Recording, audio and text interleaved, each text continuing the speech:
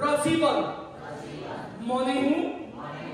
मलाई विश्वास गर्ने मर्यो भने पनि जीवित हुनेछ।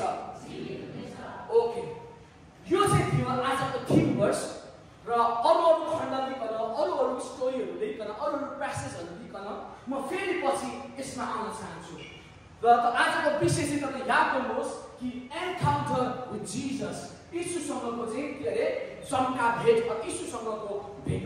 अर्को सबैजनाले मसँग निकाल्नुहोस् लुकाको 7 अध्याय 11-17, 11-17, 7:11-17। The Gospel of Luke, chapter 7, verse 11-17.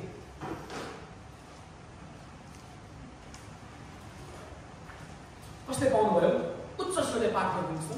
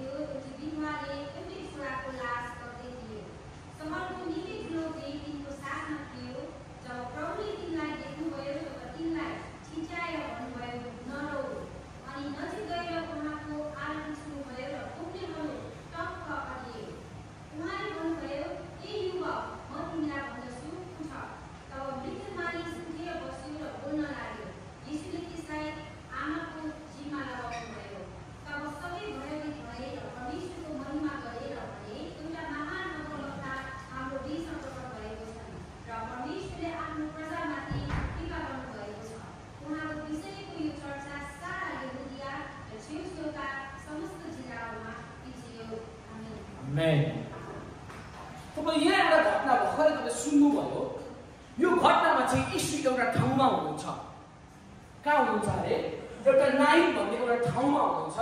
उहाँ चाहिँ जाँदाखेरि आफ्नो चेलाहरूसँग हुनुहुन्छ। अनि ठुलो भिडले उहाँलाई के गरेको छ? पछाएको छ। स्टोरी याद गर्नुहोस् है। यीशु एउटा ठाउँमा हुनुहुन्छ अनि त्यो ठाउँमा चाहिँ उहाँ चेलाहरूसँग हुनुहुन्छ। अनि चेलाहरूसँग अरू भिडले पछ्याएको छ। यीशुले हेर्दा हेर्दै परबाट के लाँदैछ? एउटा लास लाँदैछ। एउटा विधवाको छोराको लास लाँदैछ। अनि त्यो लासलाई हेरेर यीशुले भन्नुहुन्छ, अनि त्यो विधवाको छोरालाई चाहिँ अनि भन्नुहुन्छ। अनि पावलले चाहिँ के गर्दैछ उनीहरूलाई?